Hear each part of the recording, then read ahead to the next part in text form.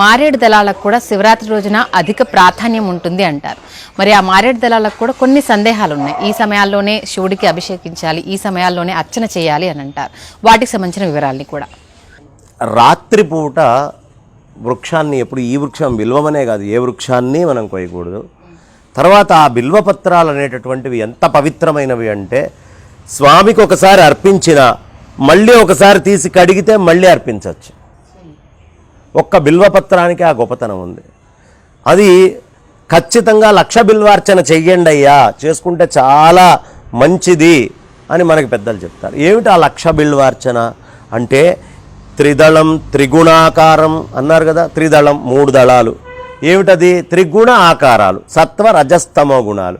నీ లోపల ఉండే సత్వ రజస్తమో గుణాలు మూడింటికి గుర్తుగా ఒక్కొక్క ఆకుని తీసుకొని ఆ ఏకబిల్వం అని దీన్ని భావించి, ఇది 3 కాదు, ఈ 3 కలిపి ఒకటే అయినటువంటి నిజాత్మతత్వము అని తెలుసుకొని ఎవడు ఈ గుణాలన్నీ పరమేశ్వరమయం చేస్తాడో 1,00,000 సార్లు వాడు మళ్ళీ పుట్టేటటువంటి అవకాశం లేదు.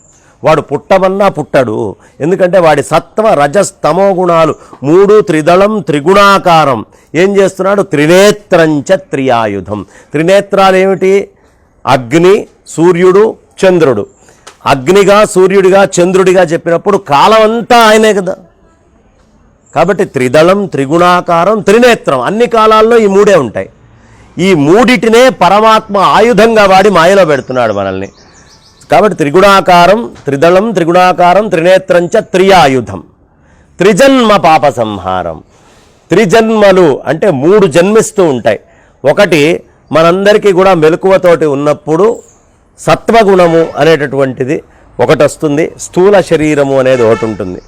సూక్ష్మ శరీరము అనేది రెండోది ఉంటుంది. కారణ శరీరము అనేటటువంటిది మూడోది ఉంటుంది. త్రినేత్రం త్రిజన్మ పాప సంహారం. ఈ 3 జన్మిస్తున్నాయి. నువ్వు గాఢ నిద్రలో ఉన్నప్పుడు అక్కడ ఎవడున్నాడు? విశ్వ తైజస ప్రాజ్ఞుడు అనేవాడు ఉన్నాడు. నువ్వు కొంచెం కలలు కంటున్నావు, తైజసుడు అనేవాడు పుడతాడు. నువ్వు మెలకువతోటి ఉన్నావు, విశ్వడు. మెలకువతోటి ఉన్నప్పుడు నువ్వు సృష్టి చేసుకునే ప్రపంచం వేరు, అప్పుడు జన్మించేది వేరు. నువ్వు కలగంటున్నప్పుడు నీ లోపల జరిగే సృష్టి, అప్పుడు జన్మించేది వేరు. నువ్వు గాఢ నిద్రలో ఉన్నప్పుడు ఏదైతే నేను అనే స్థితి కూడా లేకుండా ఉండేటువంటిది ఉందో అప్పుడు జన్మించేది వేరు. ఈ 3 త్రిజన్మాలకి సంబంధించిన పాపాలని సంహరించేవాడు ఎవరు? ఏకబిల్వం.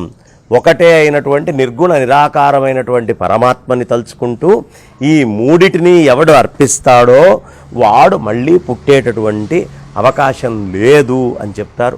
కాబట్టి 1,00,000 పత్రి అంటే 1,00,000 సార్లు ఎవడైనా సరే సత్వ రజస్తమో గుణాలు 3టిని తీసుకొని కలిపి ఒక్కసారిగా పరమాత్మకు వదిలిపెడతాడో, అంత జపం చేస్తాడో, అంత తపస్సు చేస్తాడో, లేదు తలుచుకుంటూ ఒక్కొక్క ఆకుని తీసుకొని వెళ్ళి స్వామి మీద పెడతాడో వాడు జన్మరహితుడవుతాడు. దీంట్లో అనుమానం లేదు అని పెద్దలు మనకు చెప్తున్నారు. ఇదే బిల్వార్చనలో ఉన్నటువంటి ఆంతర్యం అమ్మ.